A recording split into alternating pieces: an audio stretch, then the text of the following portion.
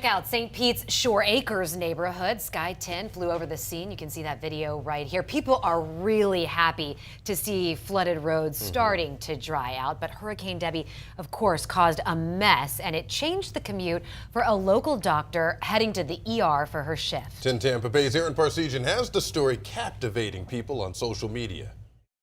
Time and time again, Floridians have proven to be resilient in the aftermath of storms. This is one of those stories when the roads here in St. Petersburg had a lot more water on them. We had probably 2 or 2.5 feet of water that was in the road, and then the water came all the way up into our front entryway. But for Dr. Megan Martin and her Shore Acres neighbors, that wasn't all that surprising with Hurricane Debbie rolling up the coast. Luckily, we had thought ahead and we put our cars in a parking lot about a mile away, which we know doesn't flood. But then came the issue of getting to work, her shift inside a local children's hospital ER. I had some concerns about getting there, and I knew I wasn't going to be able to just drive through the road. So like any good Floridian, she got creative, Ziploc bagging her belongings and setting out to sea. Paddleboard in hand.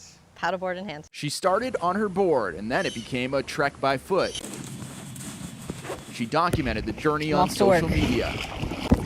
And so I had to kind of dump the water out of my boots, and then as I got a little bit closer, the thunder and the lightning really started to kick up, and then I saw a cute little baby alligator that was in a little retention pond on the side of the road. They kept their distance and I kept my distance and proceeded on my way. That was a very wet walk. And it was never a doubt she was going to get there for any kid who needed help. We can't shut the ER down and say there's a storm, nobody's allowed to get sick, so I still need to be there even if there is a hurricane or whatever happens. I still need to go to work to just make sure kids stay healthy. I would do it again in a heartbeat, and I probably will have to because we're not planning on moving anytime soon.